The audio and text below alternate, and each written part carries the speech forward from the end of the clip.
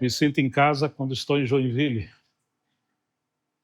O tempo passou rápido, né?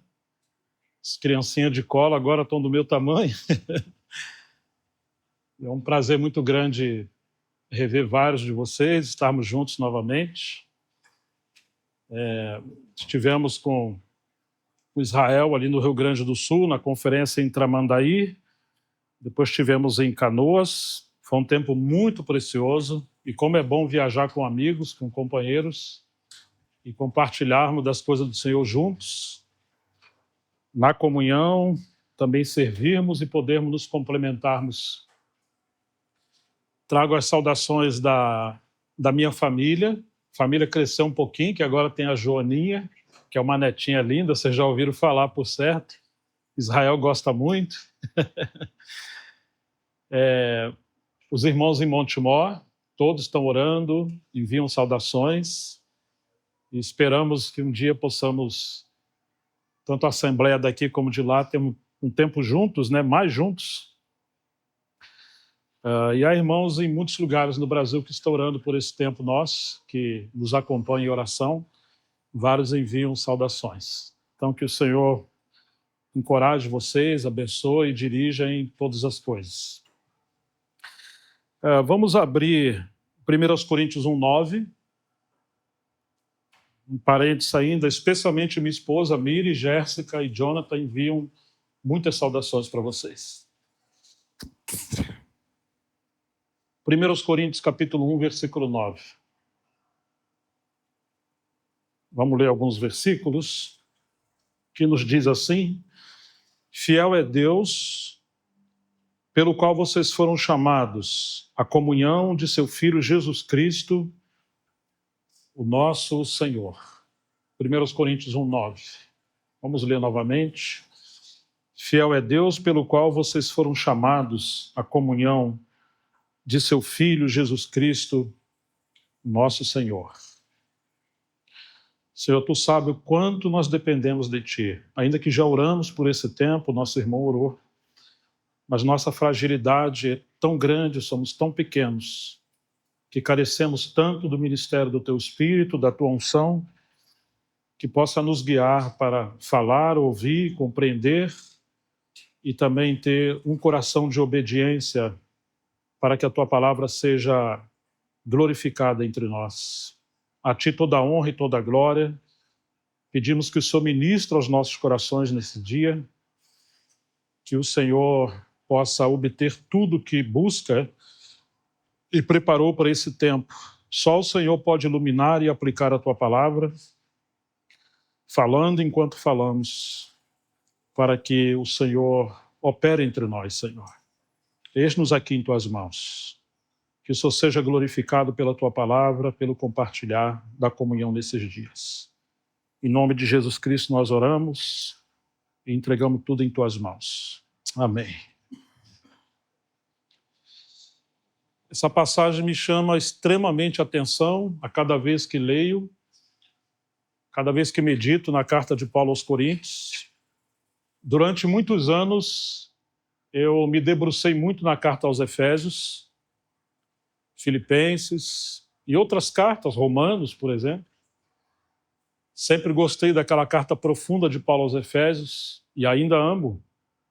Mas quando comecei a meditar mais, o Senhor me guiou a meditar nessa carta de Paulo aos Efésios, me dei conta de que, embora desejamos estar transitando nos níveis mais altos da espiritualidade, da vida celestial na carta aos Efésios, lembramos em Pedro que somos peregrinos e forasteiros nessa terra. Como devemos caminhar? Como devemos nos alegrar, como Paulo se alegrou na carta aos Filipenses, embora estando preso no meio de tanta adversidade, ele ainda pôde dizer: alegrai-vos no Senhor. Outra vez vos digo, alegrai-vos. Agora, como viver a vida da igreja de acordo com o pensamento de Deus e no meio de tanta adversidade? Porque quando lemos a carta de Paulo aos Efésios, encontramos que Paulo está corrigindo ou procurando recuperar o testemunho do Senhor em cada capítulo.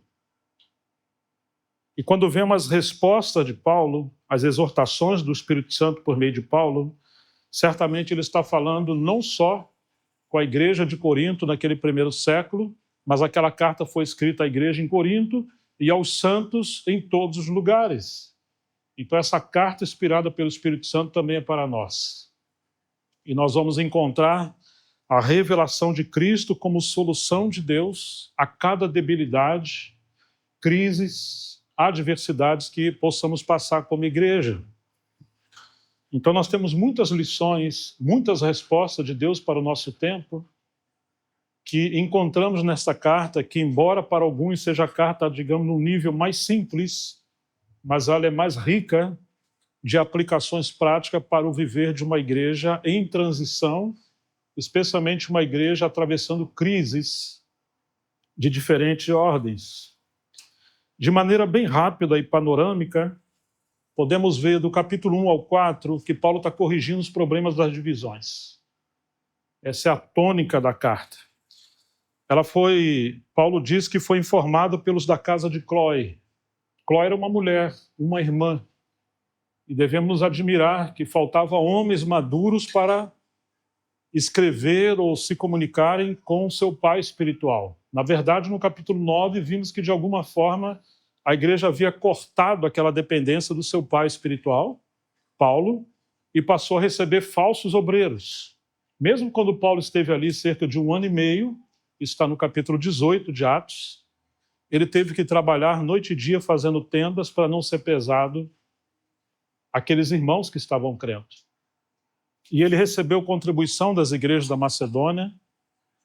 Então, eles poderiam até ter 10 mil mestres, mas pai espiritual eles só tinham um.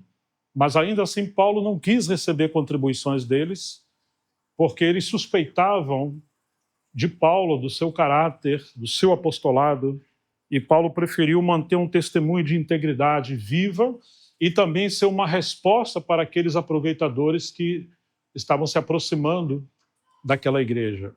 De maneira que do capítulo 1 ao 4, ele está escrevendo para corrigir o problema das divisões.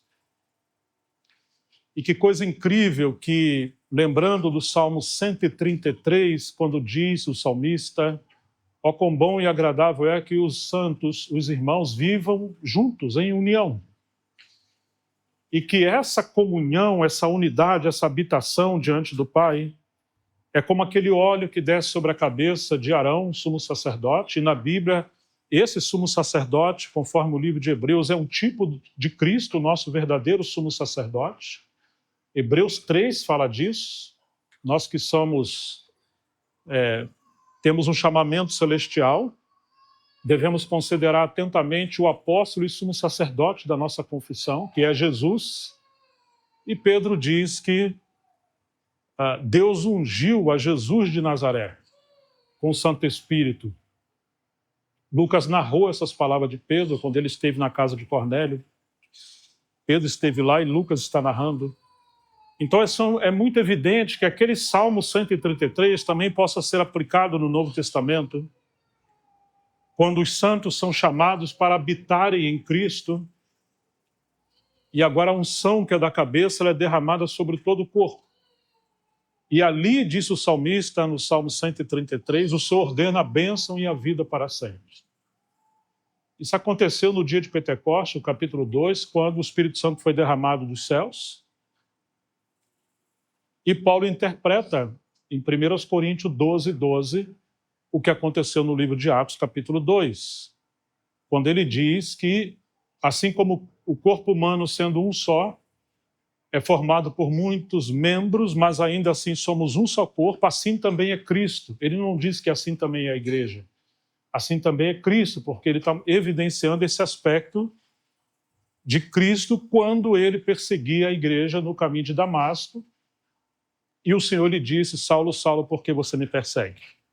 Então temos o aspecto de Jesus Cristo, homem ressuscitado em corpo, assentado à direita do Pai, mas também, quando o Espírito Santo foi derramado em Atos 2, fomos batizados pelo Espírito Santo para dentro de Cristo, de maneira que esse é o novo homem. Entre aspas, o Cristo místico, E Paulo entendeu isso, esse grande mistério entre Cristo e a igreja. Então você imagina que pode ser que muitos de nós, ou aqueles que foram influenciados por uma linha pentecostal, devíamos subir os montes, ou nos enclausurar nos quartos, no deserto, nas montanhas, e buscar o poderoso batismo do Espírito Santo individualmente. Não que esteja errado buscar o revestimento do Espírito, mas essa é ainda uma visão individualista. Mas Paulo vai dizer que em um só Espírito nós somos batizados em Cristo, para dentro de Cristo. 1 Coríntios 12, versículo 12, 13, e aí ele vai dizer que ainda estamos bebendo de um só Espírito. Então ele vai falar desse arranjo soberano de Deus, do Espírito Santo que coordena o corpo de Cristo. Ora, quando temos essa unidade em Cristo, encabeçado por Ele, essa unção do Espírito Santo sendo derramada, que é da cabeça, não é de homem algum, ninguém pode dizer que ele possui o revestimento do Espírito, a unção, e quem estiver debaixo dele, então terá também essa unção. Não, essa unção é de Cristo, é do Santo, é do sumo sacerdote, e debaixo do encabeçamento de Cristo, diz o salmista, Salmo 133, esse óleo derrama na cabeça do sumo sacerdote, Arão, desce pela sua barba, e no Antigo Testamento a barba era um símbolo de autoridade. Então temos o ministério do corpo de Cristo, e desce até a orla das suas vestes, onde inclui todos os filhos de Deus. Ali ele ordena a bênção e a vida para sempre. Ora, se isso é resultado de unidade debaixo do encabeçamento do Senhor, quando há uma divisão e nós somos descentralizados de Cristo, e agora acontece, que Deus nos guarde disso, o que aconteceu na igreja em Corinto. Eles se dividiram por preferências humanas, ainda que uns diziam, ainda assim, eu sou de Paulo, e outros, nós somos de Pedro, e outros, somos de Apolo, e alguns supostamente mais espirituais. Nós somos de Cristo sem vocês. Você vê uma divisão.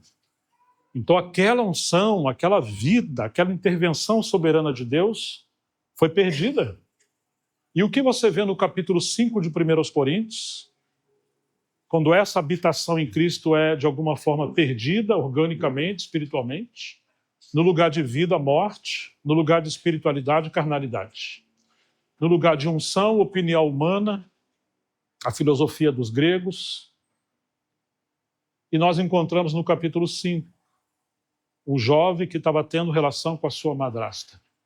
E Paulo fica como um pai espiritual, indignado, e reclama que eles estavam inchados, porque embora se sentissem espirituais, não havia espiritualidade e liderança madura para haver disciplina moral, e nem disciplina doutrinária, porque depois revela no capítulo 15 que eles tinham problemas com a questão de um dos assuntos centrais da fé, que é a ressurreição.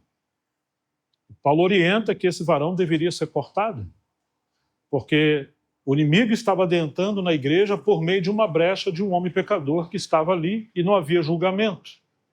No capítulo 6, novamente, você tem um nível mais baixo de degradação moral. Muitos problemas na igreja em Corinto. E Paulo diz, vocês não sabem que um pouco de fermento leveda toda a massa? Capítulo 7, Paulo está respondendo uma carta que ele já havia escrito sobre a questão de casamento, virgindade, viuvez, celibatário, ou celibato. E Paulo deixa claro que já é uma resposta a uma carta que ele já havia escrito, mas essa carta se perdeu. De maneira que 1 Coríntios, na verdade, é 2 Coríntios, e a nossa 2 Coríntios seria 3 Coríntios. Mas no cânon da Bíblia, de maneira inspirada na soberania de Deus, temos 1 e 2 Coríntios, mas esse primeiro escrito de Paulo foi perdido. Uma igreja que se achava tão madura não cuidou de um escrito tão elevado e de resposta tão prática do apóstolo Paulo. Isso é sinal de uma igreja que se pensa madura, mas é infantil, quando o ministério da palavra é reduzido e não há responsabilidade com os escritos. Capítulo 8 vai falar da idolatria, do 9 da rejeição do ministério, e aí você tem as correções de Paulo em cada capítulo. No 11, ele louva que os irmãos haviam guardado as tradições como ele ensinou, mas se entristeceu que ele não pôde louvar a igreja ali, porque embora eles estavam retendo as tradições, mas Paulo disse: eu quero que vocês saibam de uma coisa. Deus é o cabeça de Cristo, Cristo é o cabeça de todo varão, o varão o cabeça da mulher. Ou seja, parece que as irmãs estavam cobrindo a sua cabeça com véu, ainda que por tradição era uma coisa lícita, um ensinamento, embora não fundamental, mas eles perderam a realidade espiritual. E no 11 ele vai falar da ceia do Senhor. E ele chega a dizer: importa que haja dissensões entre vocês, para que os idôneos, aprovados, maduros se manifestam. Ou seja, às vezes acontecem crises na igreja, até dissensões. Mas essa não é, o desafio não é ir embora. O desafio é que aqueles que estão comprometidos com Cristo, uma vida séria, são íntegros, eles possam se levantar e manter a fidelidade ao Senhor e exortar o povo de Deus a permanecer olhando para Ele. No 12 nós temos o problema dos dons. Eles queriam colocar o dom de língua acima do dom de profecia, que não é o mesmo entendimento do que temos hoje, no tempo contemporâneo, essa mistura de teologia tão açucarada e o movimento neopentecostal. Não, profecia era simplesmente, de maneira breve e simples, debruçar-se na palavra, se aprofundar na palavra, entender a mente do Espírito Santo, você aprender a ler, pensar, entender, interpretar e compartilhar aquilo que o Espírito Santo iluminou da palavra. Então nós vamos compartilhar a palavra santa de Deus, enraizada nas Escrituras, na verdade é a palavra escrita, que alguém possa compartilhar de maneira inspirada para enriquecer os santos, numa necessidade local. E, na verdade, o pensamento grego não é exatamente acerca dos dons espirituais, mas acerca dos espirituais. Porque faltava irmãos e irmãs espirituais. De maneira que os dons do Espírito Santo em Corinto, no lugar de serem ferramentas para edificação na casa de Deus, se tornaram brinquedo na mão de meninos. E eles estavam se gladiando, competindo, disputando uns com os outros, se machucando e ferindo uns aos outros. Então, entre o capítulo 12, sobre os dons, e o 14, as reuniões da igreja, especialmente a mutualidade, Paulo está corrigindo como deveria ser conduzida uma reunião, como um sanduíche, o 12 e o 14 como 2 pães, e no meio você tem um recheio que é o amor, um chamado para o caminho mais excelente. No 15, a correção sobre uma doutrina central, que é a questão da ressurreição. E no 16, de maneira retórica, ele vai dizer um assunto que ele não precisava falar mais, mas ele acabou falando, que era acerca das contribuições para socorrer os santos na fé. Quanta sabedoria, quanto discernimento, Paulo aplicando Cristo, revelando Cristo no meio das adversidades de uma assembleia local. Mas a origem, nós vamos encontrar, claro, se pensarmos de forma rápida, é a carnalidade, a ausência da cruz e a divisão. Mas quando você olha com um pouquinho mais de cuidado, tudo isso é verdade.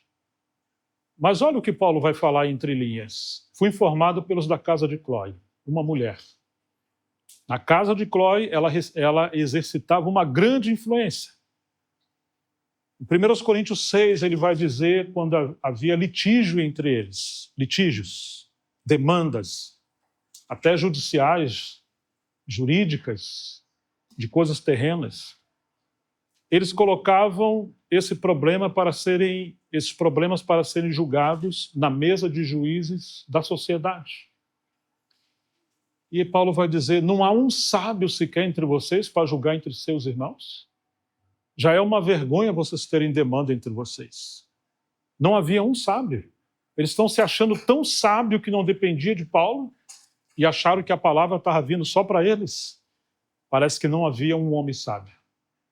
No capítulo 16, verso 13, ele vai dizer, portai-vos como homens, falando para os homens que não assumiam sua responsabilidade, o seu papel na igreja. Em algumas versões fala, portai-vos varonilmente, como homens corajosos.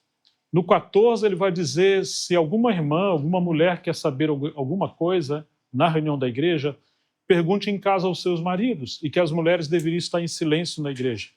Não que Paulo fosse um machista, mas ele está querendo restaurar o papel do homem no seu lar e depois na igreja, porque como os homens eram fracos, as mulheres estavam tendo proeminência na igreja. Então parece que a ausência do papel dos homens, da masculinidade dos homens, e essas inversões de papéis, de valores, desencadeou muitos problemas na igreja. Parece que Paulo está falando aos nossos dias, não? Hoje, em muitos lugares, temos mais mulheres do que homens. E mesmo quando temos menos mulheres do que homens nas assembleias, as mulheres são mais fervorosas, mais dedicadas, mais de oração e mais interessadas nas coisas do Senhor. Homens estão muito voltados para negócios, carros, dinheiro, alguns até com videogames. Não estou querendo dizer que não deva ou que deva, mas você substituir a sua responsabilidade se distraindo com essas coisas é uma decadência muito grande. Claro que parece-me que nas Escrituras nós temos, de maneira figurativa, embrionária, alguns atos até proféticos de que poderia ser que em muitos séculos e até no tempo de hoje haveriam mais mulheres em alguns lugares do que homens. Você lembra quem sustentava o ministério de Jesus em Lucas 8? Eram as mulheres. Os homens discutiam teologia, doutrina, e não tiveram a impressão, a percepção de que Jesus realizava o seu ministério como Messias e que a igreja, vamos dizer, a comunidade, ali estava a mordomia dos céus. E as mulheres, com o seu instinto mais materno, mais sensíveis, passaram a cuidar de Jesus. Embora ele fosse o Rei dos reis, Senhor dos senhores, dono de tudo, na sua condescendência, ele se submeteu a esse arranjo da soberania do Senhor e ele viveu como homem, debaixo da direção do Espírito Santo e sob as circunstâncias que o Pai lhe ordenou. Mas não somente isso. Nós vamos encontrar que na mordomia o Senhor usou muitas mulheres, e às vezes mais do que os homens, para nossa vergonha. Quando Jesus ressuscita, são as mulheres que estão mais sensíveis e chegam primeiro. E Jesus manda elas avisar aos discípulos que estavam em outro lugar. Aí estão as mulheres. Nós vamos encontrar tanta relação, mesmo ao pé da cruz, ali estavam as mulheres. E um homem, que foi João. Quando foram ungir o corpo de Jesus, foram as mulheres que prepararam o perfume, não os homens, com exceção de José de Arimateia, que preparou o túmulo onde ele deveria ser sepultado. Mas elas tinham essa delicadeza, essa consagração, essa paixão.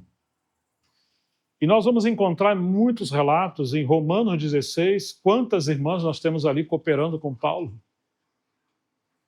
Em Betânia temos mais mulheres do que homens.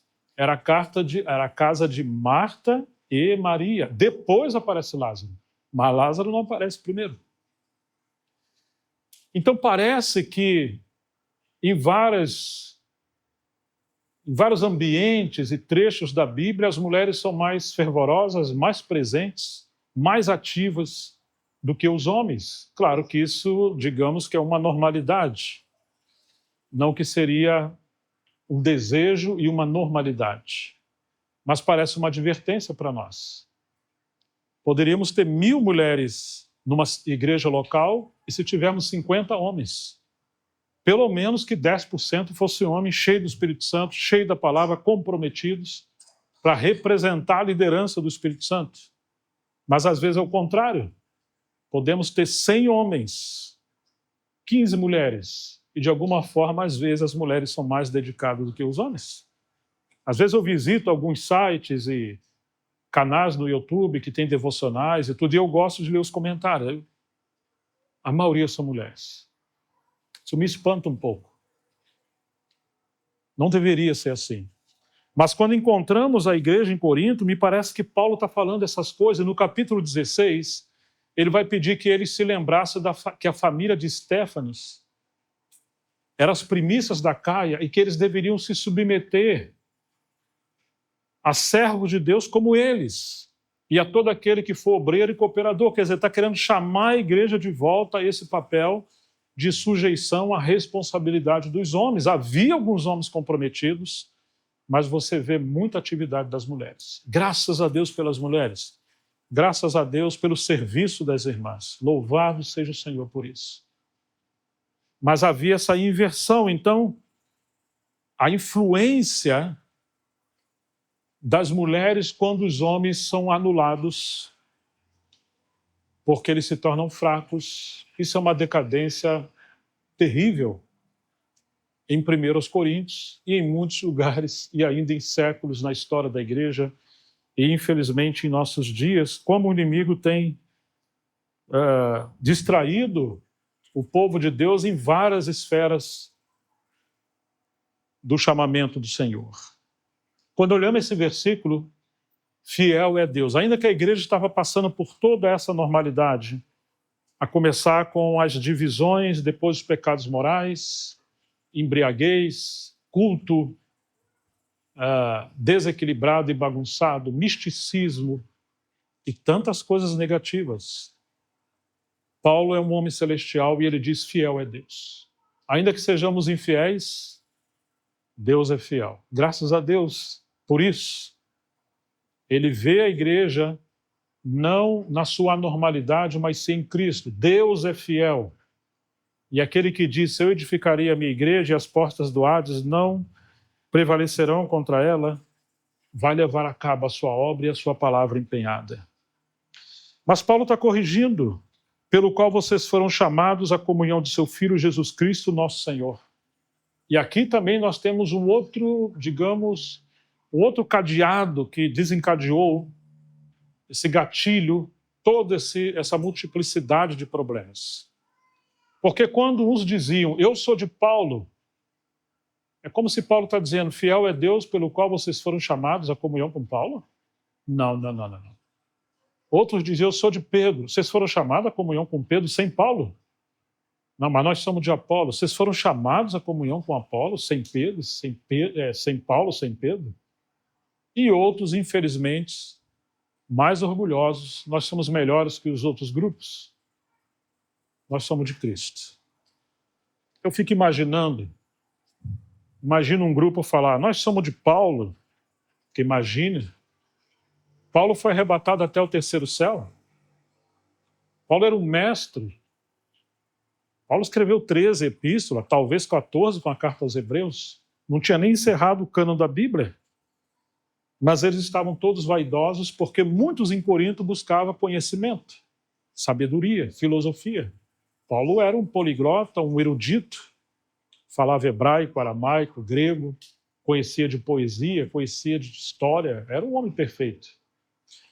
E o de Pedro falava: pois é, mas Paulo andou sobre as águas? A sombra de Paulo curou alguém? Quantos se converteram com a primeira pregação de Paulo?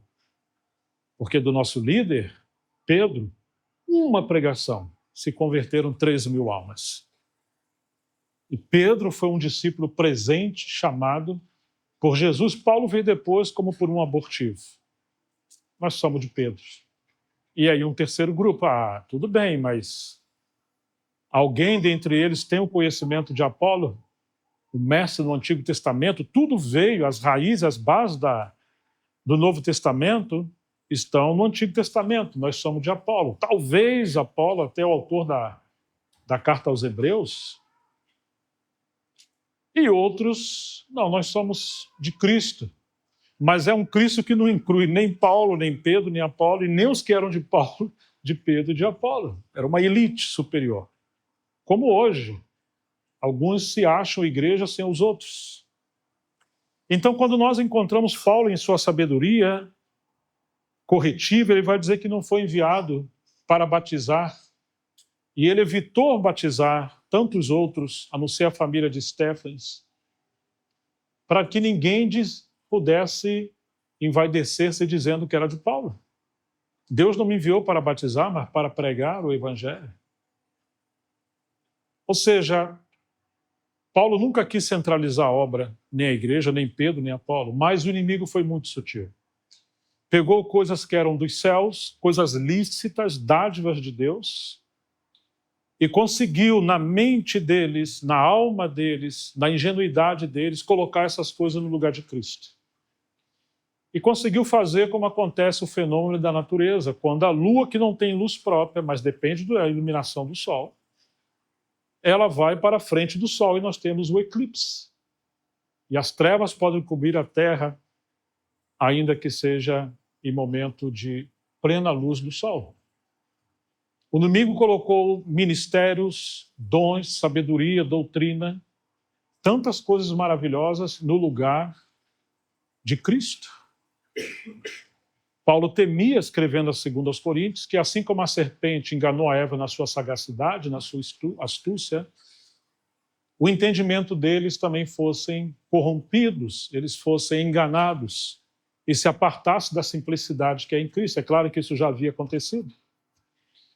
Mas Paulo temesse que fosse completamente perdido o seu trabalho ali, porque ele dizia, se outros vierem até vocês anunciando um outro evangelho, um outro Jesus, um outro Espírito, e vocês recebem essas coisas, como aqueles que esbofeteiam a cara de vocês, e vocês recebem, vocês vão sofrer. Mas já estavam sofrendo. Paulo temia um caos ainda maior.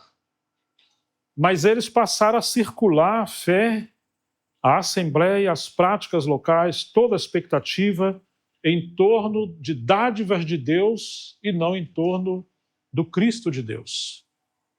Que perigo essas fixações, essas preferências, e eles se dividiram por ministério.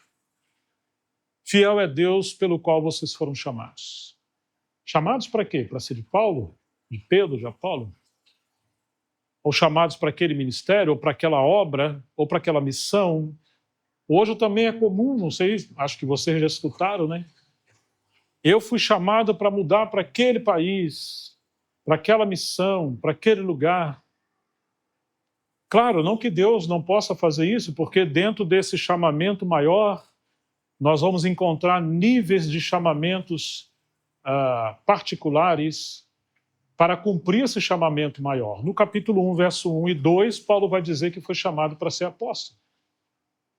Mas é apóstolo de Cristo para conduzir aqueles que creem a Cristo. Não é uma missão à parte de Cristo com outro destino. Mas que terrível quando hoje as pessoas estão orando, Senhor, mostra o seu chamamento para mim.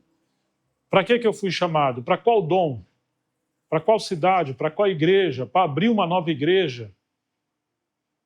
Uma vez um pastor estava pregando e ele falou assim, falando de missões, aqueles que são chamados, o marido que é chamado, ou uma mulher que é chamado para a missão, nós vamos querer separar hoje aqueles que são chamados. E vieram maridos sem mulheres, mulheres sem maridos. Eles entenderam que Deus estava separando alguns deles para uma missão, sem a família. Já queriam se separar há muito tempo. Falou, hoje está cumprindo o chamamento que eu recebi, uma profecia que eu recebi. O irmão falou, Deus está separando alguns casais para a missão. E eles entenderam tudo errado.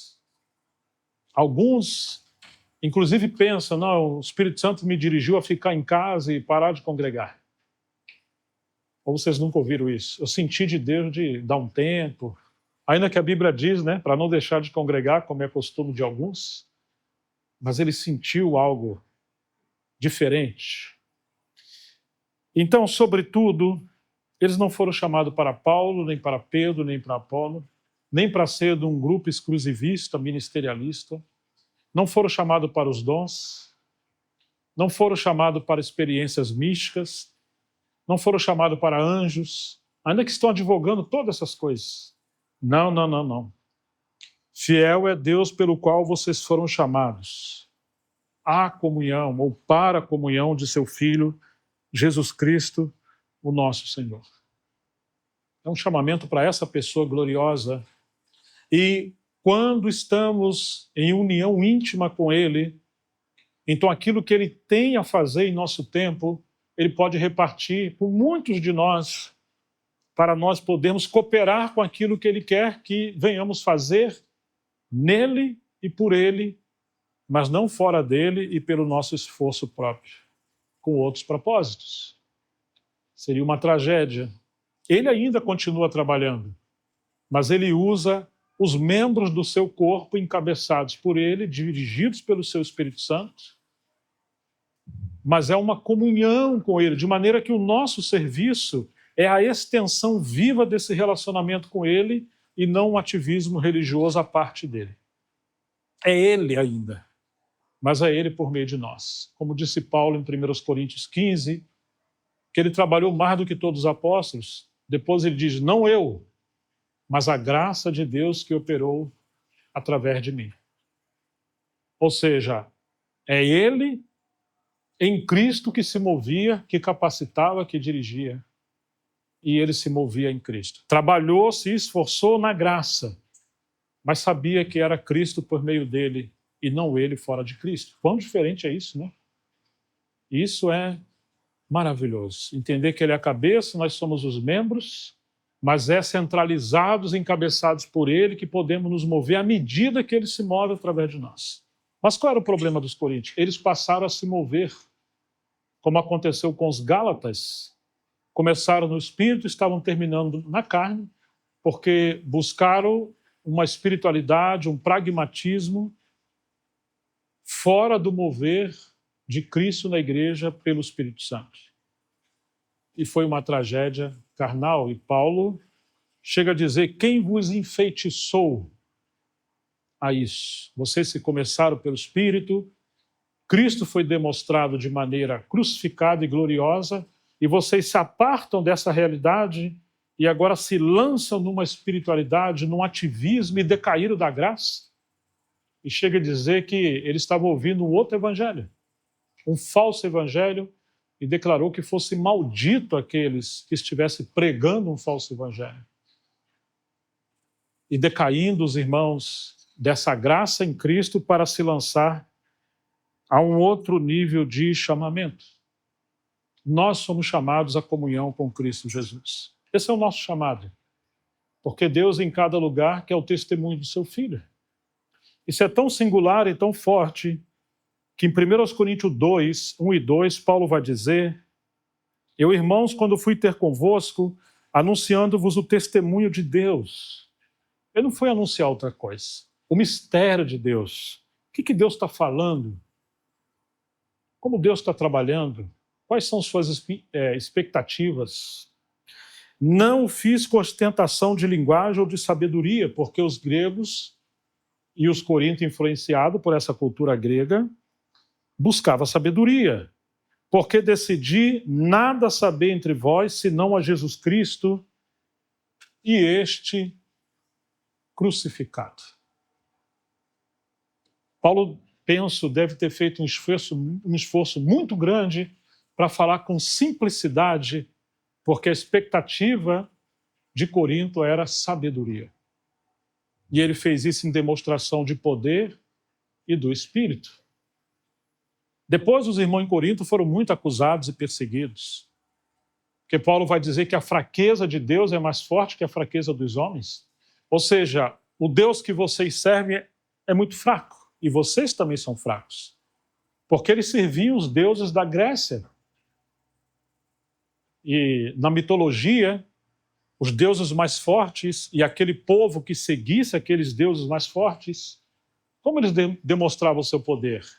Um exército debaixo da inspiração desses deuses, que eram demônios, potestades, tinha que esmagar o exército do inimigo e eles se alimentavam do sangue, da alma dos adversários que fossem devastados. Todos aqueles grandes homens poderosos queriam ser deuses e se declaravam filhos de deuses. E hoje, em nosso tempo, nós temos aí Aquiles, Thor e tantos outros que são considerados deuses, e você vai ver que é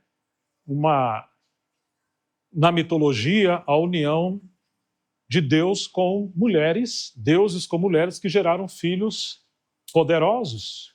Hércules, Arthur e tantos outros. Agora imagine, Jesus, que vocês falam que é Deus, é muito fraco. Porque no lugar de destruir os seus inimigos, ele se fez homem. Como homem, ele se fez servo. E como servo, ele foi crucificado. É muito fraco. E outra coisa, o Deus de vocês tem sangue porque ele sangrou. E os homens, os gregos, faziam de tudo para se tornarem deuses, assim como foi a proposta de Satanás no Éden. Agora vocês estão seguindo um Deus muito fraco. E aí Paulo tem que escancarar a glória do Evangelho, mostrando que, entre aspas, a fraqueza de Deus é forte porque é o amor de Deus, a compaixão de Deus, a condescendência de Deus. Ele amou o mundo de tal maneira que, no lugar de esmagar os seus inimigos, Jesus, que é 100% Deus, 100% homem, ele se fez homem, ele deu a vida pelos seus inimigos, derramou o seu sangue, ressuscitou, e agora converte seus inimigos em amigos. E esses amigos agora se tornam seus discípulos, seus embaixadores, anunciando novo estilo de vida, que é a vida da natureza do Cordeiro de Deus. Então, quando Paulo está escrevendo para eles, vocês foram chamados não para serem poderosos, fortes, eloquentes, ainda que Deus chama eloquentes, mas vocês foram chamados à comunhão de seu Filho Jesus Cristo. Não caiam nessa armadilha de engrandecimento, de vaidade, porque Paulo diz que eles estavam inchados. Quando chegamos no versículo 26 desse capítulo 1, 26, Paulo vai dizer assim: irmãos, considere a vocação de vocês. Não foram chamados muitos sábios, segundo a carne, nem muitos poderosos, nem muitos de nobre nascimento. Pelo contrário, Deus escolheu as coisas loucas do mundo para envergonhar os sábios, e escolheu as coisas fracas do mundo para envergonhar as fortes.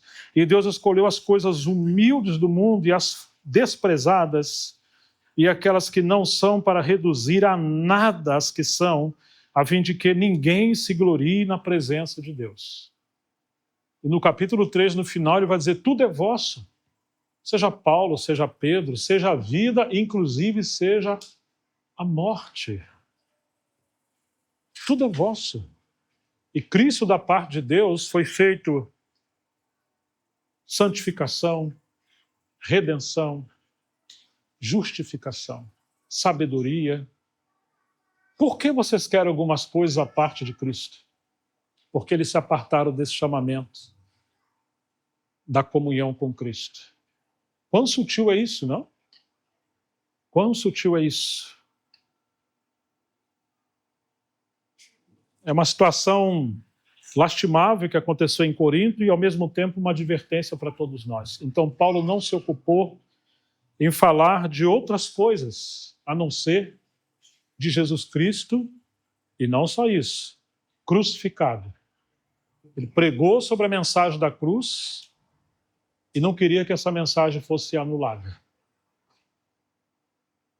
Quando termina a sua segunda carta, no capítulo 13, verso 13, temos aquilo que é chamado a saudação apostólica. Ele diz: a graça de nosso Senhor Jesus Cristo, que era o que estava faltando para eles, e o amor de Deus, que o amor cobre multidão de pecados, e a comunhão do Espírito Santo estejam com todos vocês. Termina falando da comunhão do Espírito Santo. Começa falando do chamamento à comunhão de seu Filho Jesus Cristo e termina falando, mostrando a relação da Trindade e, sobretudo, a comunhão do Espírito Santo. Fomos chamados a essa comunhão. Agora, essa comunhão que o Pai e o Filho, no Espírito Santo, mantinham, cultivavam desde a eternidade. Em João 17:5, Jesus orando fala: Pai, glorifica-me com aquela comunhão que eu tinha contigo antes que o mundo existisse. Jesus é o Filho do amor do Pai, o Verbo de Deus, que vivia face a face com seu Pai, e o Espírito Santo, a terceira pessoa da Trindade, o agente correspondente do amor entre o Pai e o Espírito. Quando Jesus está falando no Evangelho de João, sendo relatado por João, Jesus diz que ele tinha que voltar para o Pai, mas que ele enviaria o outro Consolador, que é o Espírito Santo, o Paracleto. E diz que quando ele viesse, ele ia ensinar o discípulo todas as coisas e os faria lembrar de tudo que Jesus lhes havia falado. E tem um pensamento tão sublime que diz assim: ele me glorificará, porque ele há de receber do que é meu e vos anunciará. Ele não falará de si mesmo, mas tudo que tiver ouvido vos anunciará. Capítulo 14, 15 e 16. Falando da vinda do Espírito Santo, e junto com o Pai e também o Filho, e o ministério do Espírito Santo. Ora, se o Espírito Santo é Deus, como assim não vai falar nada de si? Como assim vai trabalhar nos bastidores de forma invisível? Como assim me glorificará? Ora, se ele é Deus e seu ministério é glorificar o Filho, e o Filho glorifica o Pai, e você vê essa comunhão da Trindade sem egoísmo, sem individualismo, como uma dança da Trindade, que uma hora o Filho está no centro, depois passa tudo para o Pai, e o Pai não quer centralizar em si, glorifica o Filho, e o Espírito Santo é aquele que transita entre eles. Isso é uma forma de correção à igreja em Corinto, porque o homem queria estar no centro, e esse foi o problema da igreja em Corinto, a centralidade nos homens e nas coisas de Deus, sem Deus. Mas encontramos esse chamamento para a comunhão do Espírito Santo, aonde o ministério do Espírito Santo não é chamar atenção para si. E essa é a expressão do amor de Deus por meio do Espírito Santo. Agora, nós somos chamados para entrar nessa dança da Trindade. Que coisa maravilhosa que é isso. Somente alguém quis tomar o centro nessa dança. E por isso ele foi expulso dos céus, que foi Satanás. Ele quis se assentar no trono acima da esfera de limite que Deus lhe concedeu, e aquele trono foi destinado ao Filho de Deus. E se ele não pode assumir a centralidade do universo, ele quer induzir o homem a buscar essa primazia. E muitos líderes que têm ambição de poder, de primazia, de liderança, muitas das vezes é seduzido pelo inimigo. Isso aconteceu na terceira carta de João, quando ele vai falar de Diótrefes, que buscava primazia entre os irmãos, estava vivendo debaixo desse espírito maligno. E é muito interessante que o nome Diótrefes, no início, em grego, significa alimentado por Deus, mas por questão de semântica se tornou alimentado por deuses. E esses deuses são espíritos malignos que querem usurpar essa centralidade de Cristo nessa dança do universo. E agora o inimigo entrou na igreja por meio de um homem ambicioso chamado Diótrefes. No lugar de estar na comunhão, nesse chamamento à comunhão de seu filho, ele queria que a igreja seguisse a comunhão dele. Aquele versículo em Atos 2:42 diz que eles perseveravam na doutrina dos apóstolos, na comunhão, no partir do pão e nas orações. Esse foi o proceder do viver da igreja depois da primeira pregação de Pedro, cerca de 3.000 almas. Gosto da versão do Darby, porque parece que se enquadra mais dentro do pensamento original, que diz assim: e perseverava na doutrina e na comunhão dos apóstolos. Porque às vezes pensamos assim, eles perseveravam na doutrina dos apóstolos, isso é uma coisa. E na comunhão, e comunhão é outra coisa. Hoje o nível de compreensão de comunhão está tão rebaixado. Vamos jogar um futebol, depois fazer um churrasco, assistir um filme, e nós estamos ali em comunhão. Não que não possa, na comunhão dos santos, ter um bom churrasco, E eu sou um advogado do churrasco, né? Mas eu tenho encontrado em lugares que falam, não, se a gente comer uma pizza e uma Coca-Cola, isso já é a ceia do Senhor. Se estiver vendo um filme e tal, os irmãos estão juntos, nós já estamos na comunhão. Uau! Eles perseveravam na doutrina e na comunhão dos apóstolos, era uma coisa só. Porque a doutrina dos apóstolos não era outra, a não ser como está no início do livro de Atos. Eles não deixavam de pregar e ensinar a Jesus Cristo todos os dias, publicamente pelas casas.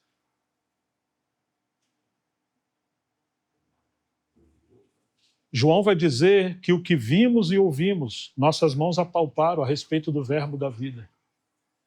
Aquilo que vimos e ouvimos, isso vos anunciamos para que tenhais comunhão conosco. Ora, diz ele, a nossa comunhão é... Vocês lembram o restante do versículo? Com o Pai e com seu Filho, Jesus Cristo. O texto não diz, eles perseveravam nas doutrinas do apóstolo, de um apóstolo, porque hoje tem sido assim. Você tem um grande líder com muitos ensinamentos, a maioria heréticos, porque não está procedendo do evangelho, do todo o pensamento da palavra de Deus, e não está centralizado em Cristo para a glória de Deus. E alguns pensam que tem que perseverar nas doutrinas do apóstolo. Um apóstolo, não. A Bíblia diz, eles perseveravam na doutrina, uma doutrina, dos apóstolos, ou seja, um colegiado. Mas a comunhão deles era com o Pai e com seu Filho Jesus Cristo. A comunhão desses servos de Deus não tinha um fim em si mesmo. Eles não estavam centralizando a obra em si mesmo. Não era uma igreja para eles. Ninguém falava na minha igreja, você está convidado a vir para a minha igreja. Pode falar. Se você nascer de uma Virgem Maria, for crucificado, morrer ao terceiro dia, ressuscitar. Aí você ascende aos céus, se assenta à direita do Pai, derrama o Espírito, aí você pode falar que a minha igreja. E cumprir a profecia de Isaías, que você tem que nascer de uma virgem primeiro. Mas eles não tinham isso. Então, nós somos chamados à comunhão de seu filho, porque eles estavam pensando, não, fomos chamados à comunhão com Paulo, com Pedro, com Apolo. Que coisa terrível. Ministérios individualistas, centralizadores, exclusivistas, que anula a primazia de Cristo e desvia o povo de Deus. A igreja de Corinto caiu nisso.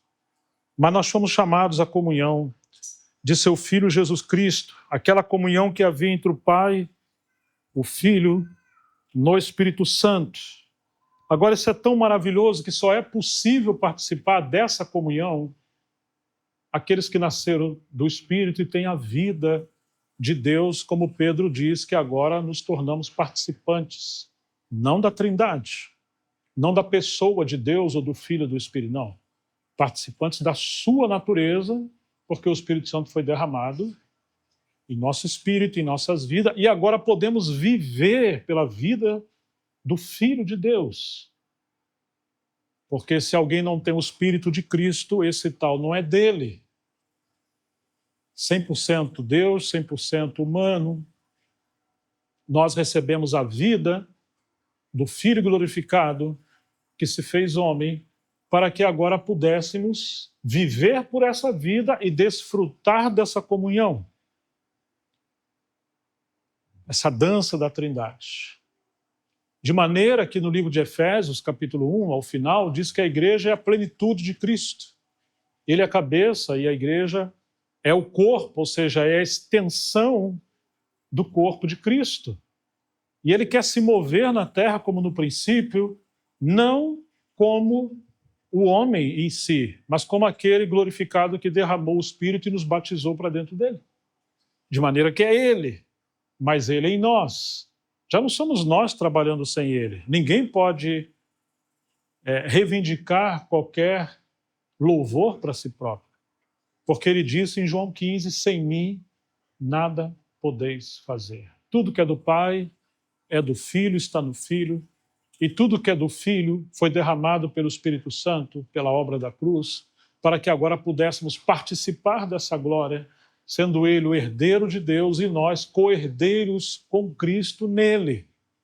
De maneira que tudo que vai desencadear daqui para frente em Cristo, nós somos chamados para cooperar, participar, até que Ele venha e estabeleça o seu reino e nós venhamos adentrar na Nova Jerusalém e viver eternamente com Ele. Que coisa gloriosa! Há tanto para ser feito, há tanto para ser visto em Cristo, por meio de Cristo, através de nós e nós nele, mas nada fora dele. Não é algo terreno, é algo celestial. A igreja é a colônia de Deus na terra e não algo, uma instituição terrena, ainda que possamos ter algumas instituições ou parcerias ou associações de filhos de Deus como obras para eclesiásticas, para um fim, como o andaime de um prédio, mas não com um fim em si mesmo. Ah, irmãos, quão grande é esse chamamento, a comunhão com Cristo, Filho de Deus. Coisas que hoje está tão eclipsada, né? Tão entenebrecida. Essas últimas palavras de João, está em 1 João 1, versículo de 1 a 3. O que era desde o princípio. Esse é o tema de João, chamando os filhos de Deus a voltarem. Aquele que começa o seu evangelho falando de quem era Jesus. O verbo eterno de Deus. No princípio era o verbo. O verbo era Deus. O verbo estava com Deus. Face a face, mesma essência, mesma natureza, duas pessoas, e fomos chamados a essa comunhão. E agora o povo de Deus tão sofrendo por heresia, gnosticismo, falsos profetas, ele vem costurando as redes e diz o que era desde o princípio, o que ouvimos, o que vimos com os nossos próprios olhos, o que contemplamos e as nossas mãos apalparam. A respeito do verbo da vida. E a vida se manifestou. E nós a vimos e dela damos testemunho e anunciamos a vocês a vida eterna que estava com o Pai e nos foi manifestada. O que vimos e ouvimos, anunciamos também a vocês, para que também vocês tenham comunhão conosco, a comunhão dos apóstolos.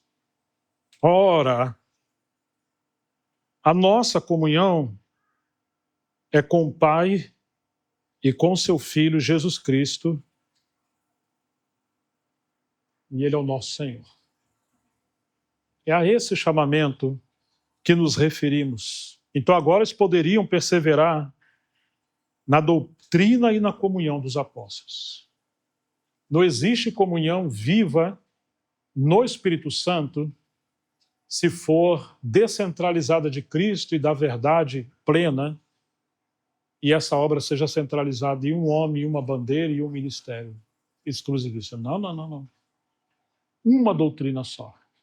Um colegiado, mas nenhum homem no centro. Não são muitos ensinamentos. Nós temos um único ensinamento. Então nós podemos ter comunhão, que é a extensão desse ensinamento em Cristo, e agora podemos partir o pão e podemos orar juntos para que essa comunhão se multiplique e se estenda. Chamado de Jesus a seus discípulos é siga-me. Não é seguir uma outra pessoa. É uma comunhão profunda em Cristo e tudo convergido em Cristo. Eu fiquei imaginando como a gente poderia fazer aplicações práticas sobre essa comunhão, de maneira que, lendo as cartas de Paulo e dos demais apóstolos, pudéssemos ver os vários estágios ou etapas dessa comunhão a qual fomos chamados. Eu gostaria de aplicar nos próximos dias esse chamamento como uma escada que liga os céus com a terra. Aconteceu em Gênesis 28, e quando Jacó estava fugindo. Ele deitou sua cabeça numa pedra e teve um sonho, fez da pedra um travesseiro. Vocês lembram o que aconteceu ali? Quem lembra? Jacó teve um sonho. O que ele viu? Ele viu uma escada que ligava a terra com os céus e dirigia aos céus, e ele viu anjos de Deus subindo e descendo. Que coisa maravilhosa. Quando ele despertou, ele ficou muito atemorizado. Ele disse: esse lugar não é outro. O que ele é? A casa de Deus, a porta dos céus. Que história maravilhosa. E Deus, o Senhor fez promessas maravilhosas com Jacó, mas como seu nome significa suplantador, ele está sempre negociando. Deus falou para ele nessa visão: eu sou o Deus de Abraão, teu pai, e Isaac, sou teu Deus. E vai cumprir na vida dele tudo que ele prometeu a Abraão e Isaac, e diz: onde você for, eu vou com você. Ah, mas Jacó desperta e diz: se o Senhor for comigo, vou parafrasear, tá? E for o meu guarda-costa, meu segurança, tudo que eu ganhar, eu vou te dar 10%. Vamos fazer uma... Ele está negociando. O Senhor já falou que ia estar com ele em todo lugar e aguardá-lo. Mas ele não entendeu esse chamamento à comunhão do pai com seu filho. Essa escada era só uma tipologia também. Por favor, abram comigo o Evangelho de João, capítulo 1. Para encurtar o tempo, nós vamos no versículo 51, a uma resposta, uma declaração que Jesus faz a Natanael, porque ele disse que viu Natanael orando debaixo de uma figueira. Jesus falou: eis aí um verdadeiro israelita em quem não há dolo. De onde você me conhece? Ele falou: antes que você chegasse aqui, eu vi você orando debaixo de uma figueira. E ele se prostra e diz: Deus meu, Senhor meu. Ele falou: porque eu te falei isso e você creu? Eu te digo, em verdade, versículo 51 de João 1. Lhes digo que vocês verão o céu aberto e os anjos de Deus subindo e descendo sobre o Filho do Homem. Jesus está interpretando a visão de Jacó, aquela escada, e mostrando que essa escada que liga os céus com a terra é ele. Mas que interessante que muitos estudiosos acreditam que havia uma tradição que um hebreu orava debaixo da sua figueira, e ninguém sabia. Ele fazia um pedido que só Deus pode saber. Então, quando Jesus fala: eu vi você orando debaixo da figueira, ele chama Jesus de Deus, ou seja, só alguém que é Deus poderia saber que eu estive ali orando e saber o que eu estava pedindo. Mas agora ele se revela como aquela escada que os anjos estão subindo e descendo sobre o Filho do Homem. Jesus Cristo é essa escada que une os céus com a terra. O Verbo se fez carne e habitou entre nós. Como disse João, ele se fez tabernáculo entre os homens. Trouxe essa comunhão da Trindade da eternidade e agora entrou em nosso tempo. Aquilo que é eterno entrou em nosso tempo, em nossa história. E o pensamento de João sobre a paternidade de Deus aparece em seus escritos e o Apocalipse cerca de 100 vezes. Porque até então os judeus não conheciam a Trindade. Mas Jesus veio revelar essa comunhão da Trindade, e ele como filho, e Deus como seu pai. Agora nós somos chamados a subir essa escada, que liga a terra com os céus. A religião pode construir uma torre, uma Babilônia de esforço humano, de tijolos. Mas Jesus é a rocha viva, que veio ligar os céus com a terra. Agora, não é uma escada como nós pensamos hoje, uma escada rolante da passividade humana, que você só põe o seu pé e fecha os seus olhos e você sobe sem esforço nenhum. Também não somos chamados a esse esforço humano, não. É uma escada da graça de Deus para homens pecadores que tem que nascer do alto e começar a galgar degrau por degrau. Mas a graça não anula a responsabilidade humana. Ele espera que tudo aquilo que ele viveu nessa terra como homem, nós também venhamos seguir, como disse Pedro, as pisadas de Jesus, para ir atingindo degrau por degrau. E aqui nós vamos ver os anjos subindo e descendo. E é tão real essa escada na tipologia como Cristo e os anjos ali, que o diabo tão sagaz, depois que Jesus é batizado, ele é guiado pelo Espírito Santo ao deserto para ser tentado pelo diabo. E no Evangelho de Mateus, capítulo 4, eu vou apenas ler essa passagem, do 5 ao 11. Então o diabo levou Jesus à cidade santa, colocou-o sobre o pináculo do templo e disse: se você é o Filho de Deus, jogue-se para baixo,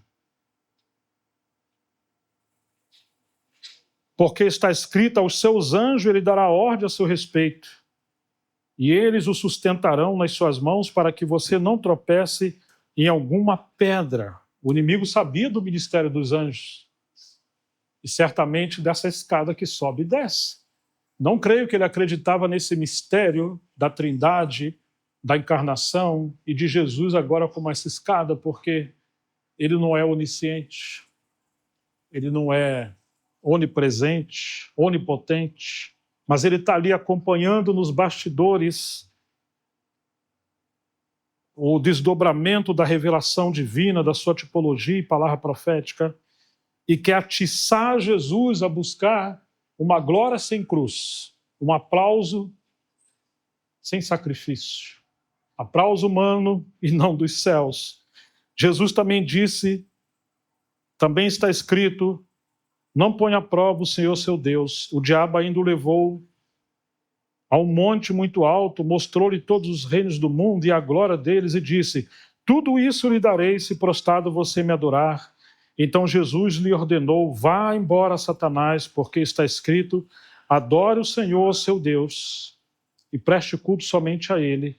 Com isso o diabo deixou Jesus, e olha como é que termina esse trecho: e eis que vieram os anjos de Deus e o serviram.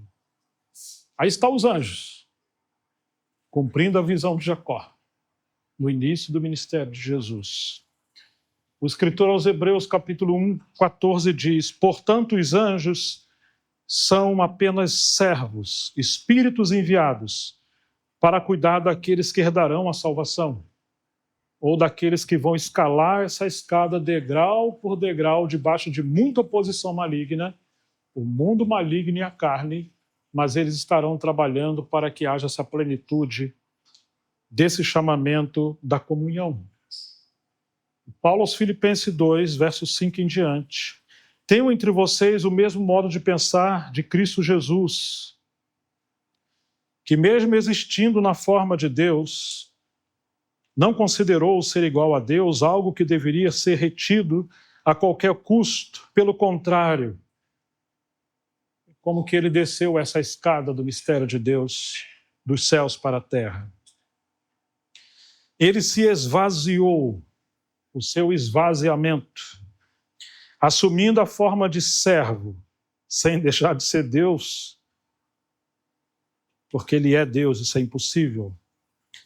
Assumiu a forma de servo, tornando-se semelhante aos seres humanos, e reconhecido em figura humana, ele se humilhou, tornando-se obediente até a morte, morte de cruz. Você percebe um declínio, degrau por degrau. O que era eterno entrou em nosso tempo. O Deus incriado se tornou criatura. Aquele que criou o universo, disse C.S. Lewis, houve um dia que aquele que criou o universo estava deitado dentro de uma manjedoura como um menino. Uau, que mistério maravilhoso, extraordinário. Foi obediente até a morte, morte de cruz. Por isso também Deus o exaltou sobremaneira e lhe deu o nome que está acima de todo nome, para que ao nome de Jesus se dobre todo o joelho nos céus, na terra e abaixo da terra. E toda língua confesse que Jesus Cristo é o Senhor, para a glória de Deus Pai. Eu imagino uma escada que uma hora ele está descendo degrau por degrau, cada passo desse, está perdendo. E depois ele morre, ressuscita e agora ele está voltando a subir. E aí estão os anjos. Agora ele está chamando a gente para essa comunhão de Jesus Cristo, Filho de Deus. Um esvaziamento de tudo aquilo que não glorifica a Deus, para que possamos, como aconteceu com Paulo em 1 Coríntios 15, ele se diz ser o menor dos apóstolos. Em Efésios 3, ele é o menor dos santos. Olha, ele está descendo uma escada. E quando chega a Timóteo, ele se declara o pior dos pecadores. É uma escada que desce na humildade, na santidade, na natureza do Cordeiro. Você está perdendo todas as características do velho homem, da carne e da serpente. E agora você está ascendendo ao nível mais alto, assentado à região celestial com Cristo. Até que todos sejamos conformados à imagem do seu Filho. E quando chegamos em Efésios 4:10, aquele que desceu é o mesmo que subiu acima de todos os céus, a fim de encher consigo mesmo todas as coisas. Eu estou lendo a Nova Versão Transformadora porque eu amo essa interpretação, esse pensamento de que Deus quer encher o universo com o seu Filho. Ele desceu e voltou e nos chama a andar com ele porque ele quer encher o universo com a sua presença, com a sua natureza, com as suas glórias, por meio da igreja, desde que a gente possa entrar de maneira alegórica nessa escada, que nós deixamos uma vida no plano mais baixo, terrena, religiosa, ambiciosa, e venhamos ascender até estar sentado em glória com o seu Filho. Então a comunhão com Cristo é como uma escada que podemos escalar até os céus, até que tudo seja preenchido com sua presença. Mas como normalmente a nossa tendência é interpretar as coisas do ponto de vista místico ou individualista, precisamos considerar que só temos verdadeira espiritualidade quando expressarmos Cristo em todas as etapas da vida humana, cristã e coletiva do corpo de Cristo. Muitas coisas que Paulo falou só podem ser vividas no contexto da coletividade da igreja, do corpo de Cristo. Então, se pudermos fazer aplicações práticas, eu gostaria de ressaltar pelo menos 9 degraus dessa comunhão.